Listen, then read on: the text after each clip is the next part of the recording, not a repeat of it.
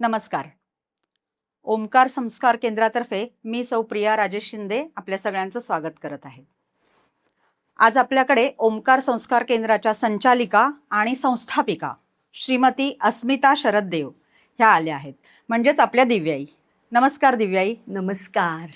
आज आपण त्यांच्याकडून ओमकार उपासनेबद्दल खूप माहिती घेणार आहोत. दिव्याई, या कार्यक्रमाला सुरुवात करण्याआधी तुम्ही तुमची थोडीशी ओळख आमच्या प्रेक्षकांना करून द्याल का? नक्की.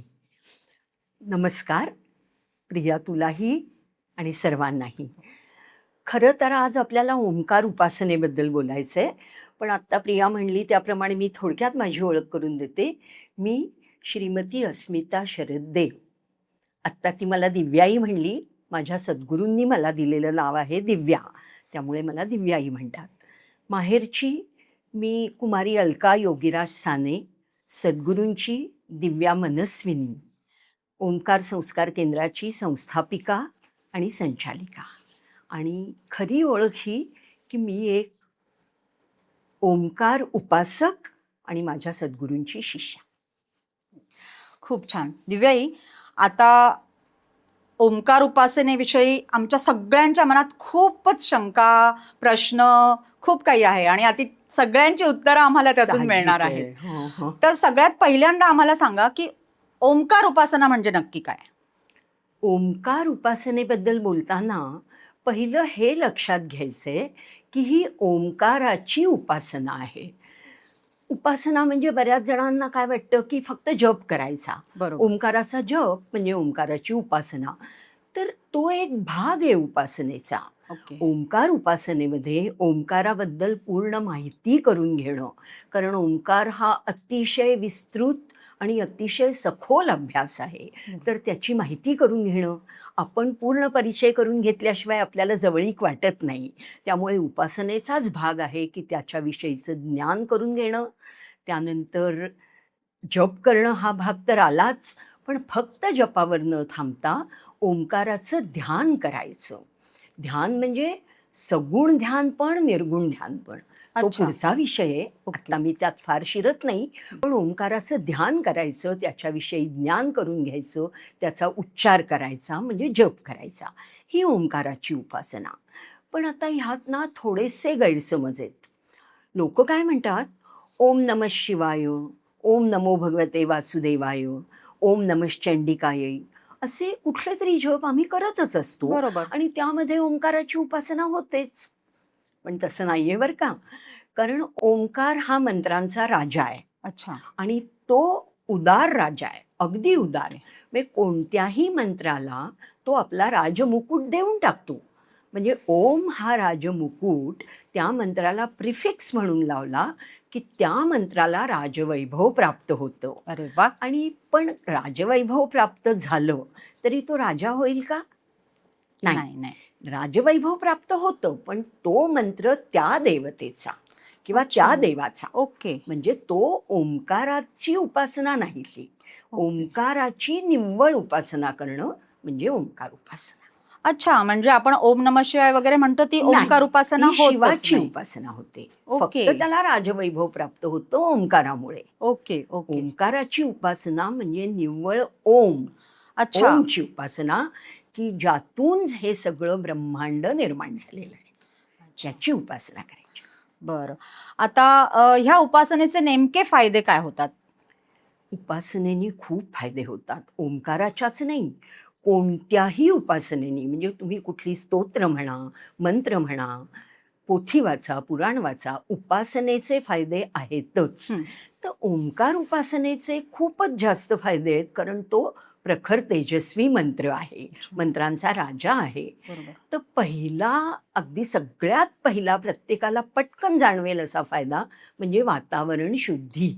अरे वा. हां, म्हणजे ओंकार जिथे मंत्र जपला जातो किंवा जिथे ओंकाराची उपासना केली जाते ते वातावरण इतकं शुद्ध होतं, त्यातली निगेटिव्हिटी निघून जाते आणि सगळ्या पॉझिटिव्ह वाईब्स मिळतात आपल्याला आणि वातावरण भारलेलं आणि प्रसन्न होतं. म्हणजे एन्व्हायरमेंट फ्रेंडली म्हणायला हरकत नाही. अगदी एन्व्हायरमेंट फ्रेंडली आहे हा.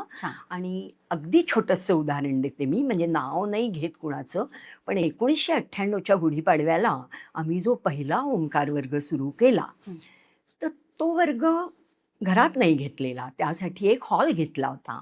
आणि त्या हॉलमध्ये दर शनिवार रविवार असे 11 सेशनमध्ये मी वर्ग घेतला. तर 4 सेशन्स झाल्यानंतर त्या आजोबांनी मला खास भेटून विचारलं वर्गाला जाता जाता, ताई थांबा, तुम्हाला काहीतरी विचारायचंय. अच्छा. तुम्ही वर प्रार्थना करता का काही? अरे काही विशेष स्तोत्र वाचता का? म्हटलं नाही, आम्ही ओंकाराची उपासना करतो. म्हटलं का असं विचारता? तो म्हणले, अहो 4च सेशन झालेत, मी वाट बघतोय कधी अजून करताय. आमच्या घरातले वादविवाद पूर्ण थांबलेत क्या बात है. आणि अरे वा. घरात सुसंवाद सुरू झालाय किती आणि छान. वातावरण अतिशय शांत. आणि तुम्ही लोक निघून गेलात वर्ग बंद करून, तर मी तिथे जाऊन बसतो. अच्छा. एवढं प्रसन्न वाटतं. अरे वा, म्हणजे पूर्ण वातावरण- वातावरण हा. भारलेलं अगदी असतं, म्हणजे भरलेलं त्यानंतर वातावरण असतं, निगेटिव्हिटी जातात आणि प्रसन्न वाटतं. फक्त हा पॉझिटिव्हिटी. पहिला परिणाम अरे वा, वातावरणातला. खूप सुंदर. आता आपल्याला खरे परिणाम किंवा फायदे आपल्याला हवेत ना, हो. की जो ओंकार करतोय, जो बरोबर. उपासना करतोय, तो त्याला तर प्रचंड फायदे होतात. हम्म. म्हणजे पहिला फायदा शारीरिक. कारण काय झालंय, ओंकार हा ब्रह्मदेवानी मानवाला जेव्हा जन्म दिला, जन्माला घातलं, त्यावेळेला त्याच्या टाळूतून, लहान बाळांची बघ टाळू फाटलेली असते, हो, हो. म्हणजे बाळाला पूर्ण तयार झाला गर्भात की त्याच्या टाळूतून ओम आत घातला जातो. बरोबर. आणि आपल्या शरीरात, मानवी शरीरात ठासून भरलेला आहे ओम. छोटे छोटे हो. तुकडे करून, हो. म्हणजे असा पसरलेला आहे, पण ओम आहे. त्यामुळे ओंकार उपासना करताना एक्झॅक्टली काय होतं, आपण उपासना करतो आणि आपल्या आतला ओम जागृत होतो आणि त्यामुळे शरीर निरोगी बनतं. पहिला शारीरिक फायदा. आपली प्रतिकारशक्ती वाढते, काही काही रोगांचंही निवारण होतं. मानसिक परिणाम म्हणजे मन शांत होतं, प्रसन्न होतं आणि बुद्धीवर तर प्रचंड परिणाम होतो, कारण तो ओम इथे आपल्या मेंदूपर्यंत जाऊन पोचतो आणि बुद्धीचा, म्हणजे हा तुम्ही प्रयोग करायला, म्हणजे हा सिद्ध करण्यासारखा प्रयोग आहे. ओंकार शिकायच्या आधी तुम्ही IQ टेस्ट करा आणि वर्षभर ओंकार उपासना केल्यानंतर तुमचा IQ किती वाढतो हे तुम्ही बघू, म्हणजे कोणीही बघू शकतो. हा सिद्ध होणारा प्रयोग आहे. म्हणजे शारीरिक, मानसिक, बौद्धिक आणि आत्मिक, आध्यात्मिक पण खूप प्रगती होते. असे सगळे ओंकाराचे फायदे आहेत. आणि ओंकार पठण करणाऱ्याला तर होतेच, सामूहिक पठण करणाऱ्याने खूप जास्त होते आणि श्रवण करणाऱ्याला सुद्धा होते. अच्छा. हे मी पुढे कधीतरी. अरे वा, सांग. खूपच छान, खूपच फायदे आहेत म्हणजे हो, याचे. अगदी. पण आता तुम्ही आध्यात्मिक वगैरे सगळंच काही सांगितलं, तर मग त्यासाठी काही वयाची अट आहे का या उपासनेसाठी? तरुणांनी केली तर चालते किंवा हा एक काही? अगदी भ्रम आहे बरं का, की कुठलीही धार्मिक किंवा आध्यात्मिक उपासना म्हातारपणी करायची, हो. तसं नाहीये. आणि आत्ता मी ओंकार उपासनेबद्दल बोलते, की मानव म्हणून जो जो जन्माला आला त्या प्रत्येकाला ओंकार उपासना करण्याचा अधिकार आहे आणि त्या उपासनेचे फायदेही त्याला मिळतात. आता मानव म्हणून जन्माला आला म्हटल्यानंतर तो कुठल्या देशात जन्माला आला, बरोबर. काही फरक पडत नाही. बरोबर. कुठल्या धर्माचा आहे तो, काही फरक पडत नाही, त्यालाही फायदे मिळणार. देश, धर्म, जात, पंथ कुठलाही कोणताही असो. आणि पुढे जाऊन मी तुझ्या प्रश्नाचं उत्तर देते की ती स्त्री आहे का तो पुरुष आहे, ह्यानी फरक पडत नाही. प्रत्येक मानवाला, म्हणजे प्रत्येक पुरुषाला आणि प्रत्येक स्त्रीला हा अधिकार आहे. पण त्यात एक छोटीशी गोष्ट आहे. 18 वर्षाच्या वयापर्यंत काय होतं, शरीराची जडणघडण चालू असते. म्हणजे आपल्या शरीराला पूर्णत्व आलेलं नसतं. बरोबर. म्हणजे लहान बाळ, कुमार, किशोर, तरुण अशा ज्या स्टेजेस हे करत जातो, तर 18 वर्षापर्यंत आपला मानव देह पूर्णपणे तयार होतो. त्यानंतर तुम्ही ही परिपूर्ण ओंकार उपासना करू शकता. म्हणजे 18 वर्षाच्या आतल्या मुलांना एवढी ओंकार उपासना शिकण्याची, करण्याची आवश्यकता नाहीये. त्यांना नैसर्गिक पद्धतीने वाढू दे, वाढ पूर्ण होऊ दे आणि 18व्या वर्षानंतर सुरू केली तर बुद्धीचा अगदी म्हणजे किती विकास होईल, सूर्यप्रभेसम विस्तारावी अच्छा. अशी बुद्धी होते, की सूर्याची किरणं जशी विस्तारत जातात तेजस्वी होते बुद्धी, स्मरणशक्ती प्रचंड वाढते. पण लहान मुलांनी, मग तू म्हणशील की लहान मुलांनी ओम हो, मी म्हणायचा तेच नाही आता तुम्हाला का? विचारणार होते. तसं नाही. परिपूर्ण ओंकार उपासना करण्याची गरज नाहीये. त्यांनी दिवसातनं 2दा 5-5 वेळेला योग्य पद्धतीने ओंकार म्हटला तर तो त्यांच्या शरीराला, मनाला पुरेसा आहे, बुद्धीलाही पुरेसा आहे.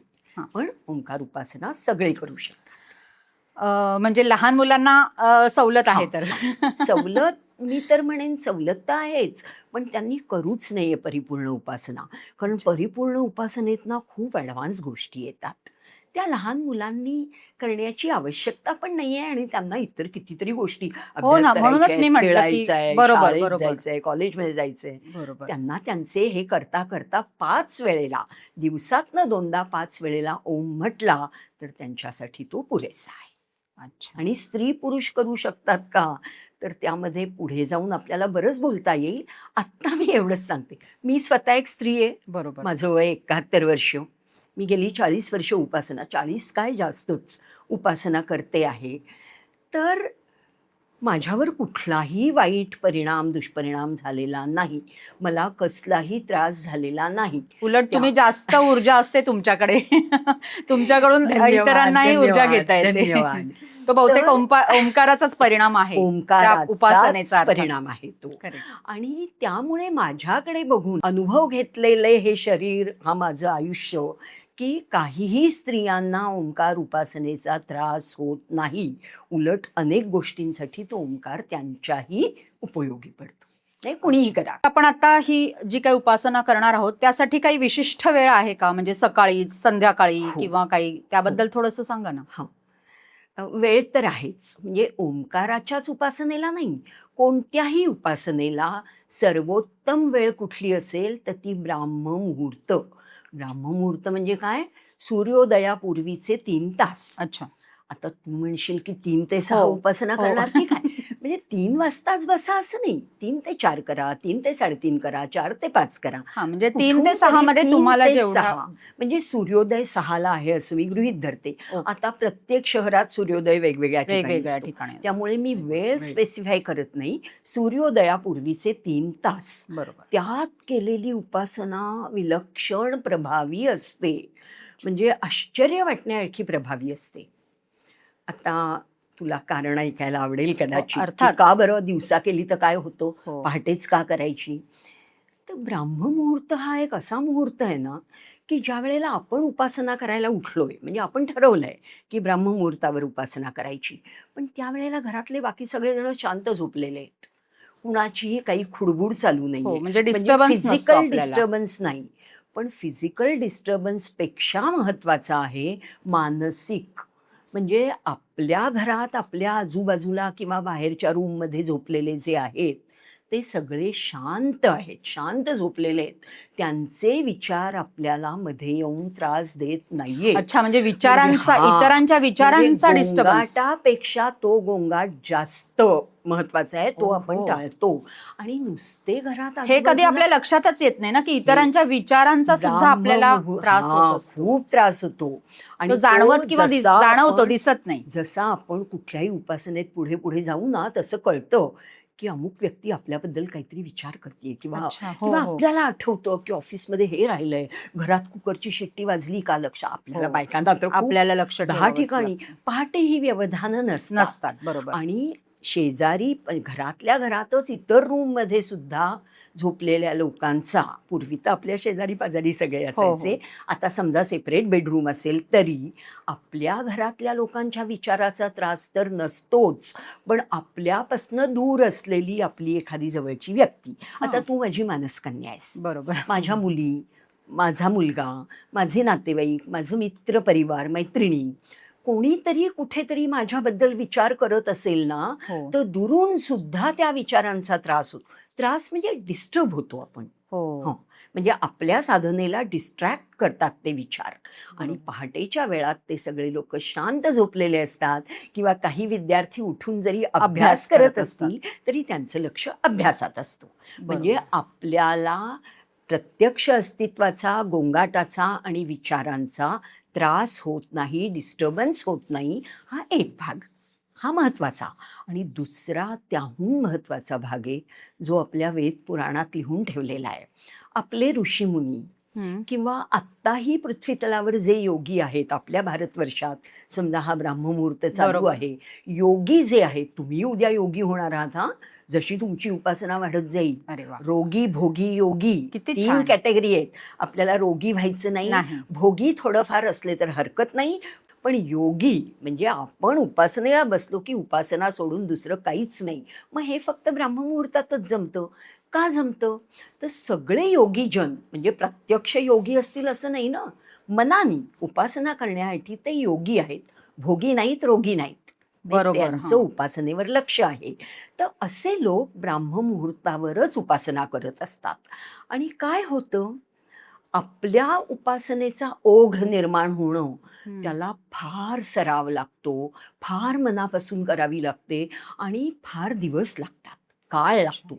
पण हे सगळे योगीजन जी उपासना करत असतात त्याचा एक ओघ तयार झालेला असतो ब्रह्मांडामध्ये. प्रत्येकाच्या उपासनेचा त्यात एक प्रवाह तयार होतो आणि आपला एक थेंब असेल किंवा छोटीशी धार असेल तरी ती त्या ओघामध्ये सहज सामावून जाते. किती छान. त्यामुळे ब्राह्ममुहूर्त विलक्षण सुंदर असतो, प्रभावी होते उपासना त्या काळात.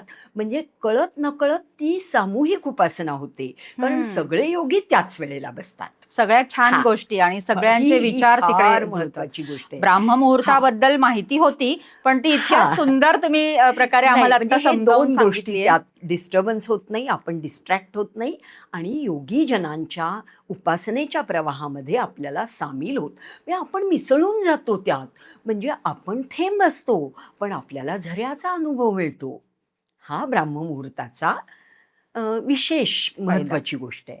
आणि दुसरं असं की ओंकार नाही एखाद्याला ब्राह्ममुहूर्तावर उठायला बरं. जमलं, हो, हल्लीची हा. वेळ काळ रात्री पाळता उशिरा येत नाही. झोपू शकतो, म्हणजे काही कारणाने नाही ऑफिसेस जमलं आहे, शाळा, तर 9 ट्युशन. वाजेपर्यंत सकाळी ओंकार उपासना केली तर चालते. पण 9 नंतर सूर्याचं ऊन इतकं होतं, म्हणजे डायरेक्ट उन्हात नाही बसलात तरी उजेड, उष्णता, आणि मुळात ओंकार हा प्रखर तेजस्वी आहे. हो. सूर्यकोटी समप्रभ असं बरोबर. त्याचं हो. वर्णन केलेलं आहे. हो. गणपती आणि ओंकार हे बरोबर. सूर्यकोटी समप्रभ आहेत. हो. तर त्यांचं तेज आपण आपल्यात सामावून घेतोय आपल्या कपॅसिटीप्रमाणे. बरोबर. आपली हो. थोडं प्रत्येकाची ओंजळ शरीर एवढी आहे, आपण प्रकृती एवढं वेगळी. घेणार, आपली मोठी असेल, Correct. आपण मोठं, तरी आपण ते तेज घेतोय सामावून. आणि त्याच वेळेला सूर्याचं ऊन किंवा उष्णता असेल तर उष्णतेचे त्रास होऊ शकतात. बरं. हा, अच्छा, त्यामुळे असंही आहे हो म्हणजे. हो हो. ओके. कारण ही आता गोष्ट आपण लक्षात ठेवली आता आपण पाहिजे आपण. ओंकार उपासनेबद्दल बोलतोय. आता दत्ताची काही करुणा त्रिपदी आहे, स्तोत्र आहेत, ती आपण शांततेसाठी म्हणतो, शांततेची. ती चालतात. तुम्ही रात्री म्हणा, दिवसा म्हणा, पण ओंकार हा तुमच्या शरीरात खूप काही गोष्टी घडवून आणतो. मी आत्ता इतकं सांगू नाही शकणार. तो आतला जागा होतोय ना, जागा काय साधा सुद्धा होणार आहे, नाही. तो असा जागा होणार, हो, हो. 20 हे झाल्यासारखा किंवा प्रकाश पसरल्यासारखा.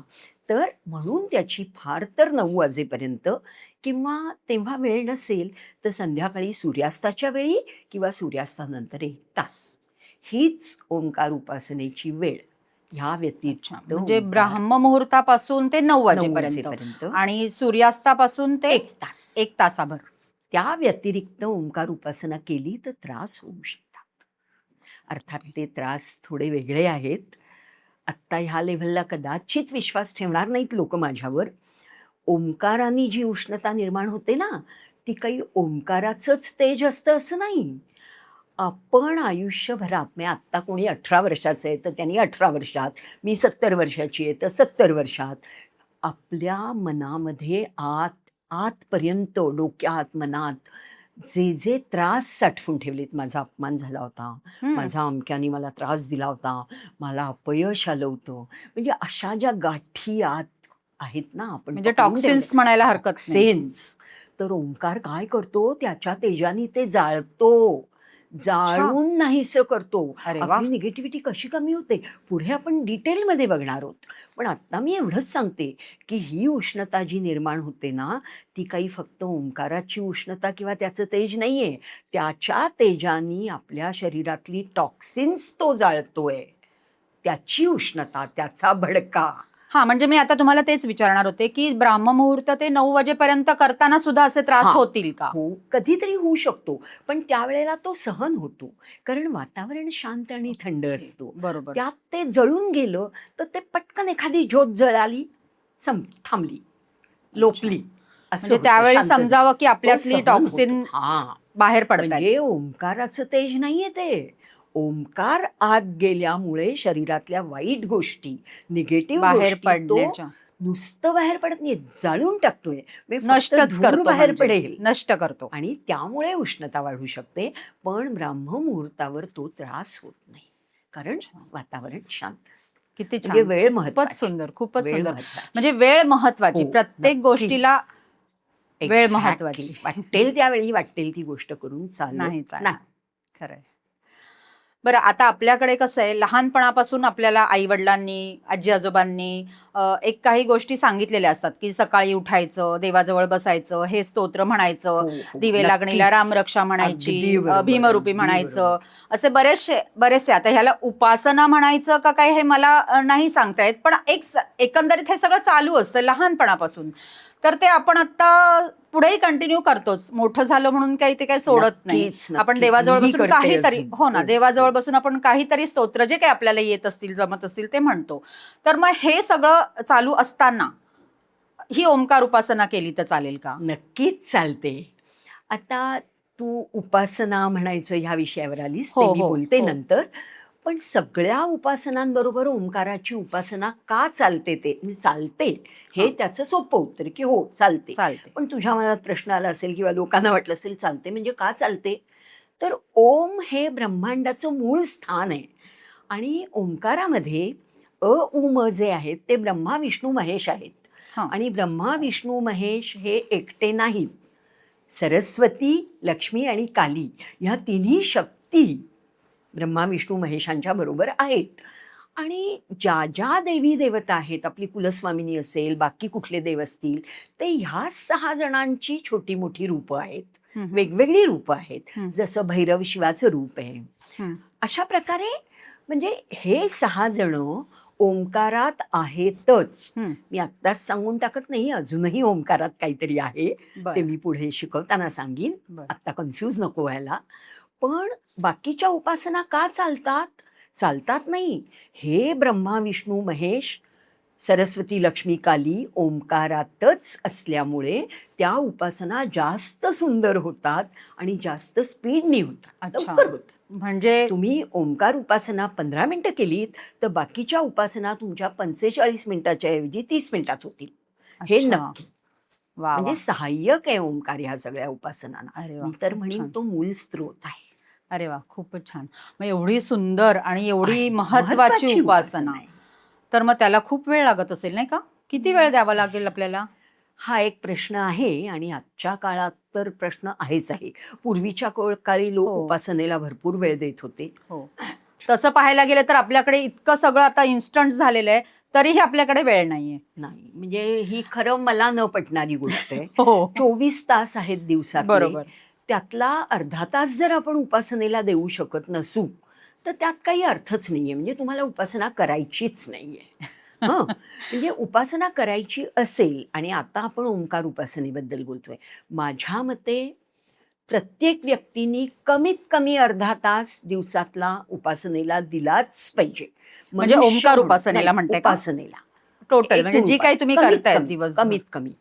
पण ओंकार उपासना जेव्हा तुम्ही शिकता तेव्हा शिकायला सुरुवात केलीत की 10 मिनिटं पुरेशी आहेत. अच्छा. म्हणजे तुम्ही खूप काही करू शकत नाही, जेवढं शिकलाय बरोबर, तेवढंच बरोबर, करणार आहात. बरोबर.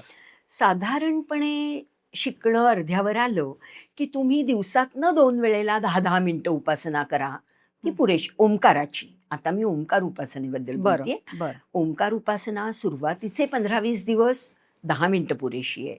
त्यानंतरचे 20 दिवस म्हणजे 40 दिवसापर्यंत सकाळी 10 मिनिटं, संध्याकाळी 10 मिनिटं अशी ओंकार उपासना करायची. आणि जेव्हा तुम्ही परिपूर्ण ओंकार शिकता, तयार होता, त्यानंतर मात्र आयुष्यभर दिवसातला अर्धा तास तुम्ही ओंकाराला दिलाच पाहिजे. म्हणजे ओंकार उपासना केली पाहिजे. अर्थात ॲट अ स्ट्रेच जमेल असं सांगता येत नाही. काही त्यात भाग आहेत. म्हणजे आत्ता मी जसं सांगितलं, ध्यान करायचं, जप करायचा, माहिती घ्यायची, काय काय असेल ते. तर वेगवेगळे प्रकार, हे 10 मिनिटं करा, ते 5 मिनिटं करा. नंतर संध्याकाळी वेळ मिळेल तेव्हा उरलेल्या 10 मिनिटात निर्गुण उपासना करा. असं अच्छा, स्प्लिट म्हणजे केलं तर विभाजन करू हो, शकतो आपण नक्कीच, वेळेचं, की नक्कीच. एकाच वेळेला 30 एका अर्धा तास वेळेला बसून सलग तुम्ही 30 मिनिटं बसलं तशी पाहिजे काही हे असं नाही. बंधन नाहीये. Okay okay. बसलात उत्तम, नाही पुढे पुढे बसला, ती सवय झाली की आपण सवय झाली आपोआपच की आपण बसू. उठायचं म्हटलं तरी तू मला हाक मारलीस तरी मी उठणारच नाही, अच्छा, की नाही एवढं नाही, आपण मला हे त्यात पूर्ण तल्लीन करायचंय. होतो. पण तसं बंधन नाहीये. हां हां. एकूण 24 तासातले 30 मिनिटं तुम्ही ओंकाराला दिले पाहिजेत. आणि ओंकाराला देताय म्हणजे काय हो, स्वतःलाच देताय. हो ना, आपल्या हो. आत अगदी, ओंकार अगदी. आहे अगदी आणि बरोबर. आपल्यात सुधारणा होण्यासाठी, आपली प्रगती होण्यासाठी आपण हे करतोय. बरोबर. त्यामुळे अर्धा तास ओंकार उपासनेला द्यायला पाहिजे.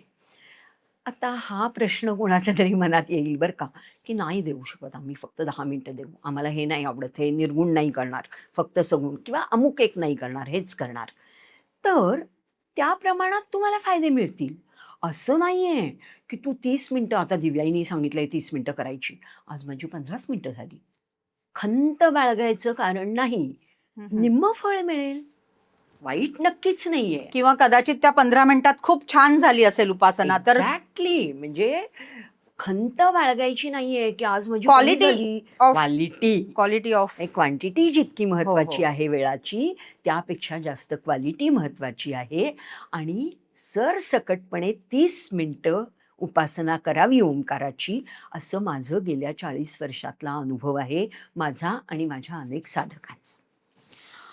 वेळेच्या बंधनाबद्दल तर आपण बोललो, की आता किती वेळ करायची, कशी करायची, कुठल्या क्वालिटी वेळी हां, करायची. आणि त्याची क्वालिटी आपल्याला कशी हळू-हळू हां. सुधारता येईल, करता येईल. पण ह्याचे काही नियम, म्हणजे ह्या उपासनेला काही बंधनं आहेत का, की आणि काही नियम आहेत का? म्हणजे खाण्यापिण्याची बंधनं, कारण काही मांसाहार करतात, काही शाकाहार करतात. ही शंका येते प्रत्येकाच्या मनात. पुन्हा आपल्याकडे अडचणीचे दिवस असतात. तुम्ही म्हणालात स्त्री-पुरुष कोणीही करू शकतो. तर मग स्त्रियांना नक्कीच. अडचणीचे दिवस असतात. तर असे काही नियम किंवा बंधनं आहेत का या उपासनेचे? हां, खरं तर ना, उपासनाच काय, म्हणजे ओंकार उपासना काय, साधी उपासना काय, किंवा आपण कुठलंही कार्य करत असू, शिकत असू, काही कोर्स करत असू, नियम आणि बंधनं प्रत्येकाला हवीतच आणि असतातच. बरोबर. आणि ही ओंकाराची उपासना आहे, त्यामुळे ह्याला नियम आणि बंधन आहेतच. आहेतच. ओके. आता खाण्यापिण्याचा जो प्रश्न आहे तो नाही. खाण्यापिण्याचं कुठलंही बंधन नाही. कोणीही व्यक्ती, व्हेज असो, नॉनव्हेज असो, अंडी खाणारा असो, काही एगिटेरियन असतात, हो, व्हेजिटेरियन, बरोबर. नॉन व्हेजिटेरियन बरोबर. बरोबर. तर कोणीही ही उपासना केली तरी चालते. कारण मानव म्हणून जन्माला आलाय ना, त्याला तो अधिकार आहे. हां, म्हणजे तो प्रश्न, खाण्यापिण्याचं बंधन नाही. पण दुसरं जे तू विचारलंस, मी आत्ता त्यावर जास्त विवेचन करू शकणार नाही. माझ्या एका वर्गात मी ह्याच्यावर पूर्ण विवेचन करते. ओके. त्यावेळेला कुणीही मला काहीही शंका विचाराव्यात. पण आत्ता मी तुला जिस्ट सांगते त्याचं, हां. की स्त्रियांचे मासिक पाळीचे 4 दिवस हं. हे वर्ज्य आहेत ओंकार उपासनेला. खरं तर देवाला शिवायचं नाही, पोथी हातात घ्यायची नाही, माळ हातात घ्यायची नाही, आसनाला हात लावायचा नाही. ही जनरल उपासनेची बंधनं आहेत 4 दिवसातली. आणि तुम्ही पण म्हणता तसं ओंकार, उष्णता पण हां, निर्माण होते. पण ही सगळी म्हणजे ह्या गोष्टी आहेत. तर ओंकार उपासना कोणत्याही प्रकारची, म्हणजे मी 3-4 प्रकारांनी सांगितली, ती 4 दिवसात करायची नाही. ओके. आणि सुहेर, म्हणजे सोयर म्हणतात काही सुहेर, जण सुहेर त्याला. कोणी सुहेर, प्रत्येकाचे सोयर, शब्द वेगवेगळे असतात. सोयर सुतक ह्या 10 ते 12 दिवसात अजिबात करायची नाही. त्याची कारणं आहेत, अगदी विज्ञाननिष्ठ कारणं आहेत, ती मी कधीतरी पुढे सांगेन. पण आत्ता एवढंच सांगते की ही 2 बंधनं ओंकार उपासनेला आहेत. आता हा प्रश्न आहे की घरात तुझी जर काही अडचण आहे, हां. तर तुझ्या नवऱ्यानी, तुझ्या मुलांनी करायची की नाही, हां, त्यांना करू दे, करू शकतात ना? त्यांना ओके. करू दे. पण सोयर सुतक हे घराला लागतं. बरोबर आहे. सगळ्या त्यामुळे आपल्या त्या अख्ख्या 10 घराण्यालाच दिवसात, लागते हां, इनफॅक्ट. त्यामुळे त्या 10 दिवसात ओंकार उपासना नाही कुणीच करायची. करायची नाही. नाही, बरोबर. ही बंधनं. आता ही ओंकार उपासना, आता समजा मला करायची आहे, पण मग मला काहीतरी मार्गदर्शन हवं ना त्यासाठी. म्हणजे हा. मार्गदर्शन घेऊन किंवा गुरूंच्या सानिध्यातच ती करायला हवी, की माझी मी एकट्याने केली तर चालेल? छान प्रश्न आहे. आता मी ह्यात एक महत्वाचं सांगते. उदाहरण देऊ की नको बघते, जरा विचार करते. पण उच्चार कसा करायचा, ओम ह्याचा उच्चार कसा करायचा, हे जाणकाराकडनंच शिकून घेतलं पाहिजे. म्हणजे आपण आपलं वाचलं आणि तो वाचून ओम सुरू केला तर तसं चालत नाही. कारण उच्चारणात चूक झाली ना की त्याचे परिणाम बदलतात. आता मी देतेच छोटंसं उदाहरण, जरा सगळ्यांना समजेल हो असं. हो, नक्की नक्की, म्हणजे आवडेल का आम्हाला का सगळ्यांना. शिकायचं, त्याला काय म्हणतात, संथा घेणं. संथा घेणं म्हणजे काय, ओके, हां. जाणकार माणसांनी उच्चारायचं, शिकवायचं तुम्हाला असा उच्चार करा, तुम्ही तसा उच्चार करायचा. हं. हे का करायचं, मी एक छोटंसं वाक्य आता नक्की आपल्या नक्की. आजच्या दिवसाला हो धरून हो, देते, अगदी. की आपण आज ओंकार उपासना शिकणार आहात का. साधं वाक्य आहे, काही ह्यात म्हणजे उलटं पालटं खोचक गुपित रिडिंग बिटवीन द लाईन्स काही नाहीये. आपण आज ओंकार उपासना शिकणार आहात का. तर हेच वाक्य मी वेगवेगळे उच्चार करून बोलते आणि तूच बघ, म्हणजे तुम्ही बघा सगळ्यांनी, की त्यातनं वेगळा अर्थ निघतो की नाही. हो. आपण आज ओंकार उपासना शिकणार आहात का, म्हणजे आपणच शिकणार आहात का हो. अजून कोणी बाहेरचे येणार आहे. वाक्य एकच आहे. वाक्य तेच, आपण आज ओंकार उपासना शिकणार आहात का. मग मी म्हणते की आपण आज ओंकार उपासना शिकणार आहात का, म्हणजे आज शिकणार आहात का आज नुसतीच चौकशी करताय नंतर कधीतरी शिकणार आहात. आपण आज ओंकार उपासना शिकणार आहात का, म्हणजे तुम्हाला ओंकार उपासना शिकायची आहे का, गायत्री शिकायची आहे का, दत्तगुरूंची शिकायची आहे का, अजून काही वेगळं देवीचं शिकायचं आहे. म्हणजे मी ओंकार उपासनेला महत्त्व दिलं. आणि शेवट मी म्हणते आपण आज ओंकार उपासना शिकणार आहात का, म्हणजे खरंच ओके. शिकणार खरंच आहात शिकणार आहात का, की मला शिकवायला आलाय हो. का, माझी परीक्षा घ्यायला आलाय बरं. का, असंच कॅज्युअली काहीतरी टाइमपास करायला आलाय. म्हणजे मला शिकणार आहात की नाही हे समजून घ्यायचंय. म्हणजे एकच वाक्य त्यातनं 4-5 अर्थ निघाले की नाही. आणि मंत्र हे तर इतकं महत्वाचं, म्हणजे परमिटेशन कॉम्बिनेशन अक्षरांचं असं काही दिव्य भव्य आहे की त्यातनं वेगवेगळे अर्थ निघू शकतात. आणि अर्थ निघण्यापेक्षा परिणाम, म्हणजे त्याचे परिणाम जर वेगळ्या पद्धतीने तो मंत्र उच्चारला गेला तर वेगवेगळे परिणाम होतात. त्यामुळे अनुभवी आणि जाणकार माणसाकडनं ओम शिकून घेतला पाहिजे. ओम काय, कुठलाही मंत्र बरोबर. वाचून करायचा नाहीये, कारण त्यात चुका होऊ शकतात आणि त्याचे परिणाम, आता मी वाक्य सांगितलं त्याप्रमाणे परिणाम वेगवेगळ्या वेगळे होऊ पद्धतीने शकतात, अर्थ वेगवेगळा निघू शकतो. त्यामुळे मंत्र हा शिकूनच करायचा असतो, म्हणजे त्याचे दुष्परिणाम होत नाहीत. आता तू काय प्रश्न विचारलायस की गुरूंकडनं घेतला पाहिजे का, तर इथे मी एक छोटीशी गोष्ट क्लिअर करते. मी गुरु नाहीये, माझ्याकडे गुरुपद नाही.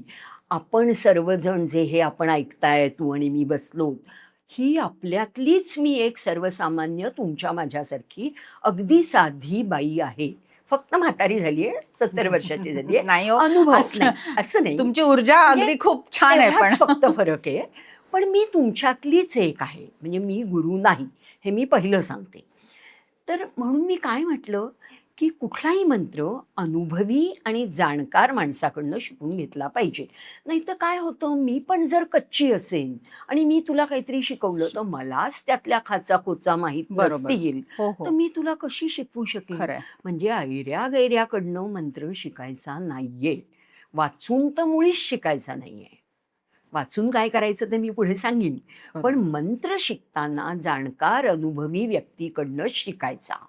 आणि तो शिकताना ते तुमच्या समोर पाहिजे, गुरु नाही, शिक्षक. जशी मी शिक्षिका आहे, समजा तुम्ही माझ्याकडनं हो, ओंकार कारण मी शिकताय. गुरूंबद्दल का म्हटलं, की समजा जर गुरूंनी हा. मंत्र मला दिलेलाच नाहीये समजा हा, कारण गुरुमंत्र प्रत्येकाचे वेगवेगळे वेगळे असतात. असतात. त्यामुळे जर ओंकार हा मला दिलाच नाहीये गुरूंनी, तर मग मी कसं हा, करायचं? आता ही गोष्ट महत्वाची आहे.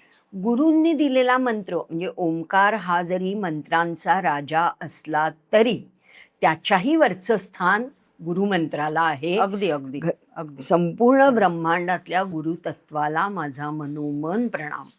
म्हणजे गुरुमंत्राबद्दल तर मी बोलतच नाही, म्हणजे मी बोलूच शकत नाही, तो अत्यंत महत्वाचा आहे. पण होऊ शकतं की अनेकांनी गुरुमंत्र घेतलेलाच नाहीये, गुरु केलेलेच नाहीये. हो. आणि दुसरं असं होऊ शकतं की गुरु केलेत, गुरुमंत्र घेतलाय, दीक्षा घेतलीये, पण त्या मंत्रामध्ये ओम नाहीये. जसं काही संप्रदायात नमः शिवाय असतो, काही संप्रदायात ओम नमः शिवाय असतो. म्हणजे कितीतरी वेगवेगळे मंत्र, हो. काही श्रीराम जय राम जय जय राम, हो. म्हणजे त्यात ओम नाहीये. पण हरकत नाही, ओम हा तुमच्या शरीरात आहे, तो सहज आहे, तो उपजत आहे.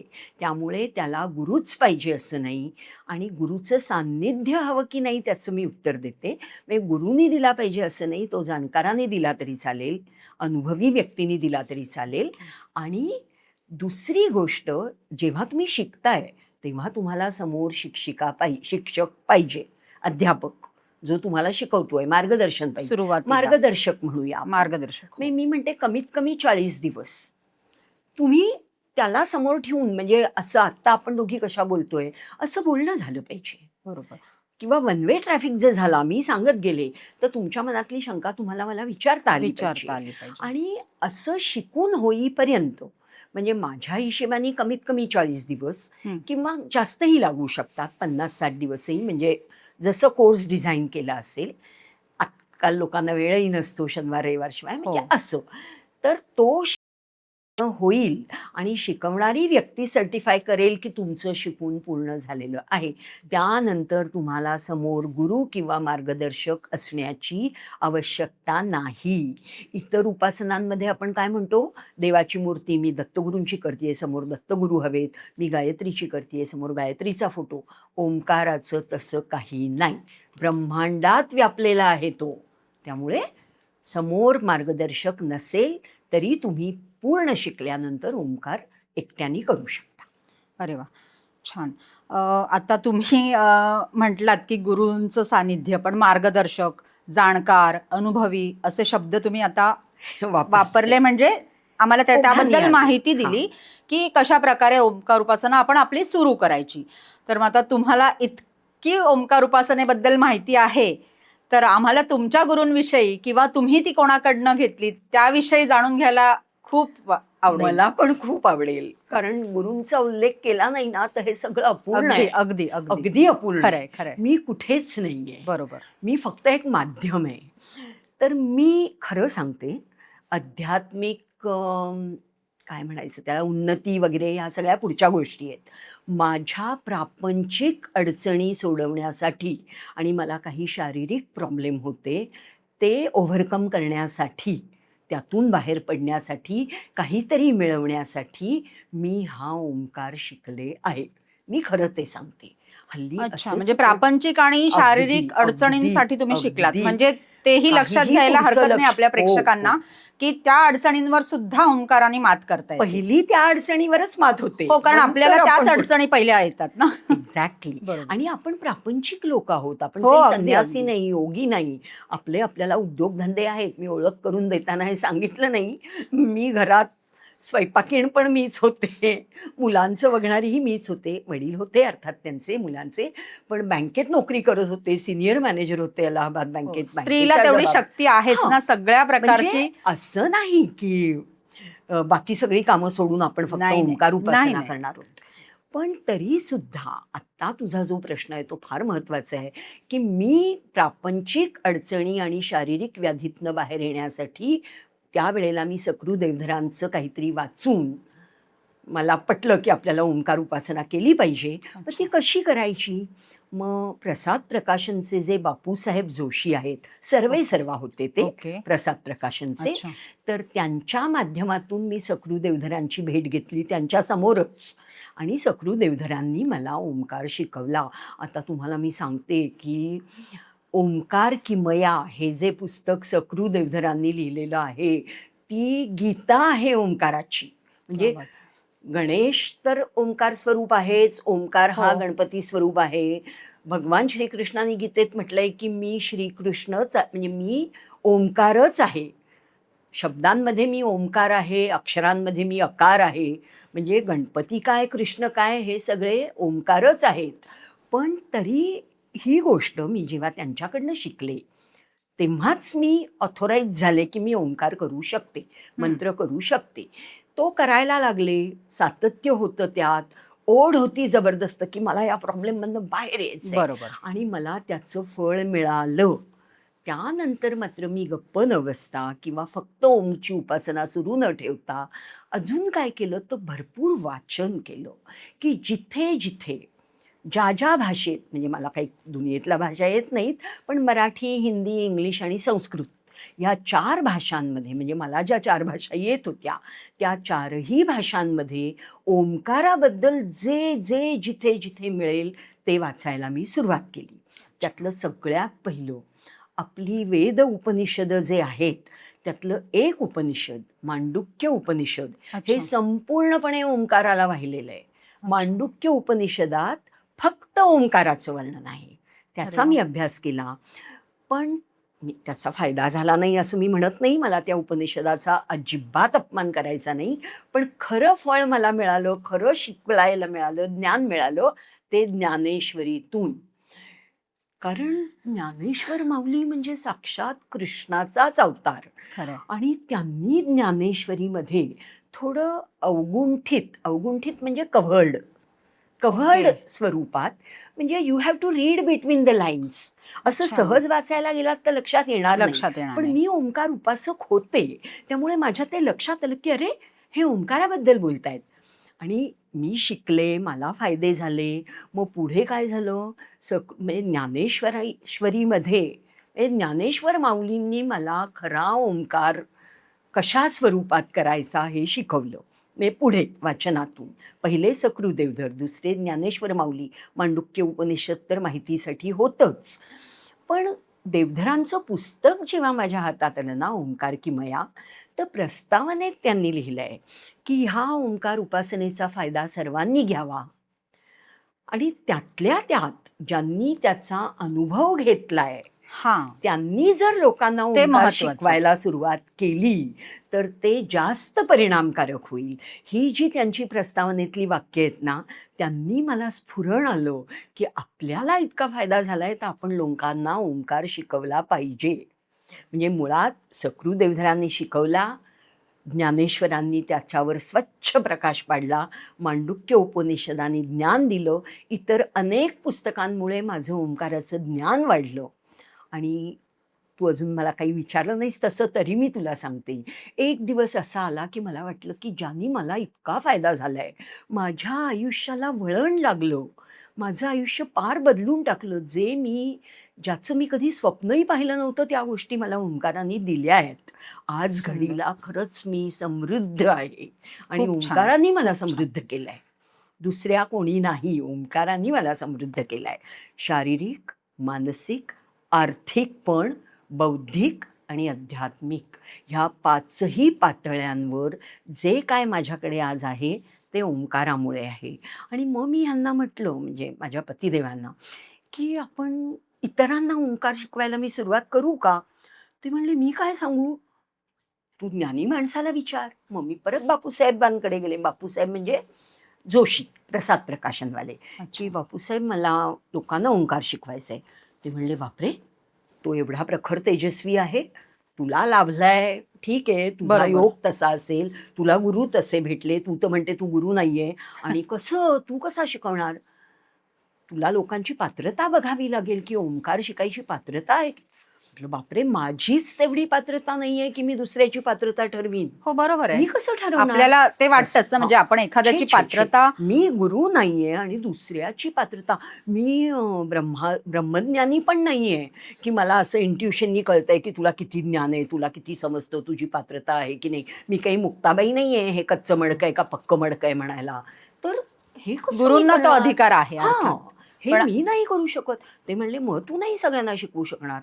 मग मी त्यांना सांगितलं की थांबा, ज्ञानेश्वरीतनं मी शिकलीये, सकृ देवधरांच्या पुस्तकातनं शिकलीये, आणि अजून पुढे जाऊन मला उल्लेख कराव्याशा वाटणाऱ्या 2 गोष्टी आहेत की मध्यंतरी, म्हणजे 1995-96च्या सुमारासच मला सद्गुरू श्री निसर्गदत्त महाराजांकडनं नाथ संप्रदायाची दीक्षा मिळाली. त्यात मला ओंकाराबद्दल काय मिळालं मी सांगीन, वर्गात सांगीन, आत्ता नाही सांगू शकत, नाही, वेळ नाही आत्ता आपल्याकडे. तर नाथ संप्रदायाची दीक्षा घेतल्यामुळे म्हणजे सद्गुरू निसर्गदत्त महाराजांमुळे तो ओंकार मी सौम्य करू शकले, ज्ञानेश्वरीमुळे मी सौम्य करू शकले आणि पुढे 2000 साली मला श्रीविद्येची दीक्षा मिळाली. अच्छा. त्यानंतर तर झळाळून उठला ओम माझा, कारण तो सौम्य म्हणजे असा झिरपत गेला आत शरीराच्या कानाकोपऱ्यात. त्यामुळे हे मी सांगितलं बापूसाहेब देवधरांना. 2000ला श्रीविद्या मिळाली, पण त्याच्या आधी या 3 गोष्टी सांगितल्या आणि त्यांनी मला पूर्ण परवानगी दिली की तू सुरू कर वर्ग. आणि 1998च्या गुढीपाडव्याला, म्हणजे आज हे 29वं वर्ष आहे आपल्या ओंकार संस्कार केंद्राचं. आधी त्याचं नाव वेगळं होतं, मग म्हणजे ओंकार उपासना केंद्र वगैरे वगैरे. तर आता ओंकार संस्कार केंद्र आहे त्याचं नाव.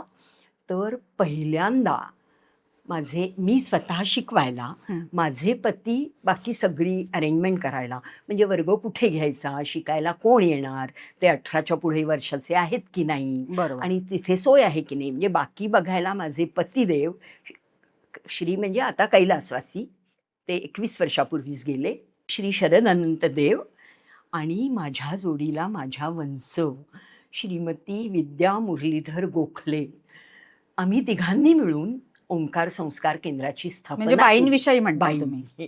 त्यांना आम्ही बाई म्हणायचो, कारण त्यांच्या काळातल्या, आत्ता असत्या 88 वर्षाच्या असत्या, तर त्यांच्या काळातल्या BA संस्कृत घेऊन BA होत्या, आणि संगीतातल्या तर म्हणजे कसली डिग्री घेतली होती मला आत्ता ते पटकन तोंडावर येत नाहीये. पुण्याला गांधर्व महाविद्यालयात त्या शिक्षिका होत्या, म्हणजे संगीत आणि संस्कृत हे त्यांचे आवडते विषय. तर आम्ही तिघांनी मिळून ओंकार संस्कार केंद्र स्थापन केलं. शिकवण्याचं काम माझं.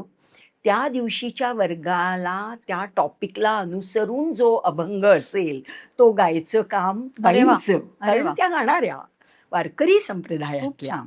तर त्या गायच्या, आणि बाकी चहा पाण्याची किंवा जागेची किंवा येण्या सगळी व्यवस्था हो. माझे पतिदेव बघायचे. मी अंडरएस्टिमेट पडद्यामागचे कलाकार तर फार गरजेचे. सूत्रधार होते, त्यांनी मला हा प्लॅटफॉर्म उपलब्ध करून दिलाय.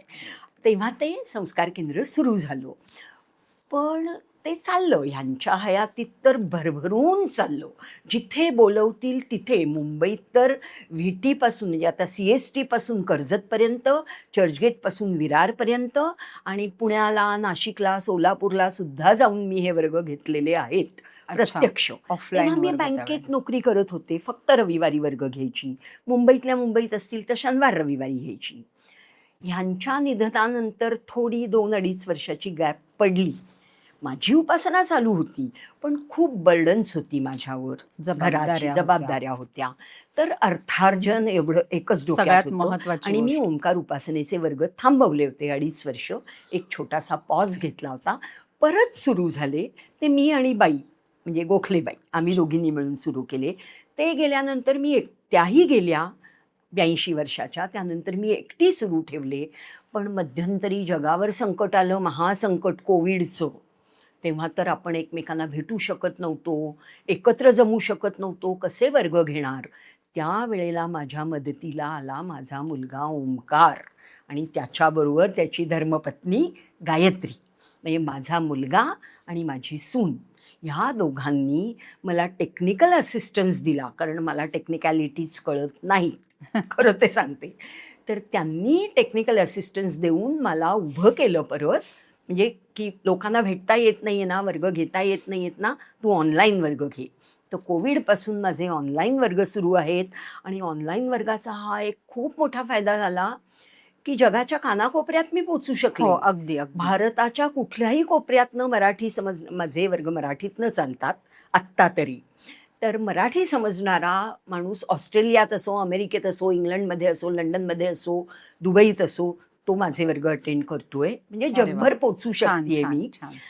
आणि हे करता करता आत्ता, म्हणजे आता आजपासून बरं का, 3री स्टेज आली आहे, आणि बहुतेक ही माझी शेवटची स्टेज आहे. ह्यानंतर काही बदल होतील असं वाटत नाही. तर ही 3री स्टेज, त्याला कारणीभूत माझ्या ओंकार संस्कार केंद्राचे सदस्य कित्येकांनी मला विचारलं की शनिवार रविवार जरी घेतला तरी आमचा एखादा मिस होतो, तर ते आम्हाला कळत नाही, रेकॉर्डिंग द्याल का. आम्ही काय रेकॉर्डिंग वगैरे करत नव्हतो. म्हटलं नाही, तसं काही देता येणार नाही. मग ते बुडलं की पुढची लिंक आम्हाला लागत नाही, तर मग काहीतरी करा ना. मग त्या लोकांच्या विनंतीवरून माझ्या मुलांनी हा डिसिजन घेतला आत्ता ह्या 2-3 महिन्यात, की आई आपलं यूट्यूब चॅनल आहे, तर तू 11 सेशनमध्ये किंवा 10 सेशनमध्ये वर्ग घेतेस 2 तासाचे, एवढे मोठे मोठे नको घेऊस, लोक कंटाळतील. विषय गहन आहे ना, हो. म्हणजे हा काही करमणुकीचा विषय नाही, नाहीये. बरोबर आहे. तर एकेका तासाचे 20-21 सेशन असे तू व्हिडिओज तयार कर, ते आपण आपल्या यूट्यूब चॅनलवर टाकू आणि ज्या माणसाला जेव्हा वेळ असेल, जेव्हा इच्छा असेल, जेव्हा शक्य असेल तेव्हा तो व्हिडिओ पाहू शकतो. आणि त्याचा हा विचार मला मनोमन पटला आणि आता ही 3री स्टेज आम्ही आजपासून सुरू करतोय, तीच तुम्हाला सांगण्यासाठी आजचा हा प्रपंच. आणि पहिल्या स्टेजला मी, शरद देव आणि विद्याताई गोखले हे 3 जण होतो. दुसऱ्या स्टेजला मी, माझा मुलगा ओंकार आणि माझी सून गायत्री हे 3 होते. अर्थात शिल्पा, अनघा ह्या माझ्या मुली आणि जोपर्यंत माझी आई होती तोपर्यंत आई, हे 3 जण पडद्यामागचे कलाकार होतेच. त्यांचा सपोर्ट मला असल्याशिवाय मी करू शकलेली नाही, ते जरी ह्या प्रत्यक्ष कार्यात सहभागी नसले तरी. आणि आत्ता ही फेस तयार करताना मला अतिशय आनंद वाटतोय की मी, ओंकार, गायत्री तर आहोतच, त्या ओंकार संस्कार केंद्रातल्या सदस्या. आणि त्यातली विशेष करून माझी मानसकन्या ही जी आज समोर बसली आहे, प्रिया शिंदे, मी पियू म्हणते तिला लाडानी, ती पियू. आणि दुसरी सदस्या सौ नेहा भुसारी. आत्ता ती इथे नाही आहे, आम्ही दोघीच कार्यक्रम करतोय, पण ओंकार, गायत्री, मी, प्रिया शिंदे आणि नेहा भुसारी अशा 5 जण मिळून आम्ही हे तुमच्या पुढे घेऊन येणार आहोत जुलै महिन्यापासून. तर ज्यांना ज्यांना ओंकार शिकायचं आहे त्यांनी जरूर हे यूट्यूब चॅनलवर येऊन सबस्क्राईब करून हे व्हिडिओज बघा, ओंकार उपासना सुरू करा. आणि मी तुम्हाला माझ्या 40 वर्षाच्या अनुभवावरनं सांगते आणि माझ्या अनेक सदस्यांच्या, साधकांच्या अनुभवावरनं सांगते की तुम्ही कुठल्याही क्षेत्रात असाल, you will excel in your field. ओंकाराच्या सहाय्याने तुम्ही कुठे पोचू शकता ह्याची मी खात्री देते. आणि अजून एकच सांगावंसं वाटतंय मला, ह्या संपूर्ण सेशनमध्ये किंवा पुढे सुद्धा मी जे शिकवीन त्यामध्ये काहीतरी अधिक उणं असू शकतं, कारण मी एक साधी बाई आहे, मी काही फार मोठी कुणी नाही आहे, तर गुरु तर मुळीच नाही आहे, त्यामुळे अधिक उणं काहीतरी असू शकतं.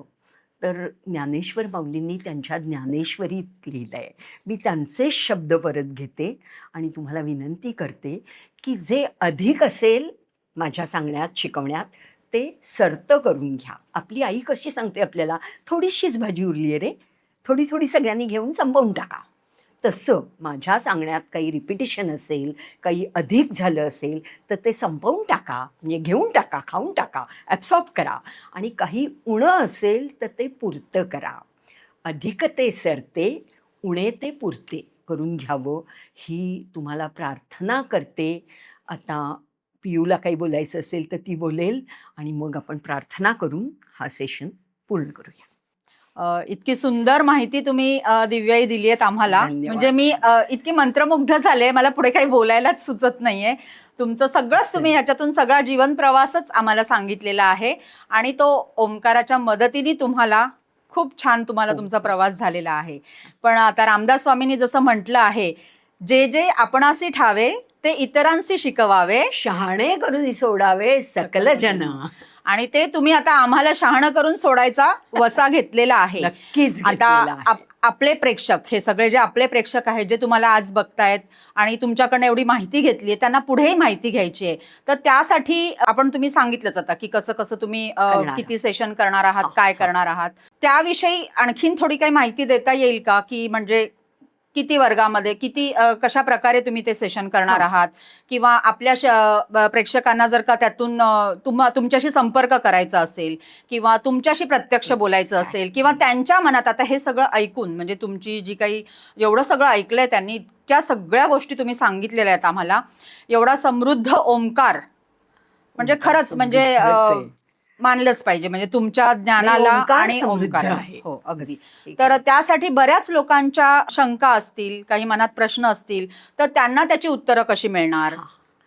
हे मी सांगते, हे महत्वाचं आहे. हो कारण ऑफलाईन असो किंवा ऑनलाईन असो, बरोबर. तुम्ही माझ्या संपर्कात होतात, हो, तुम्ही मला हो, प्रश्न हो. विचारू शकत हो. होतात.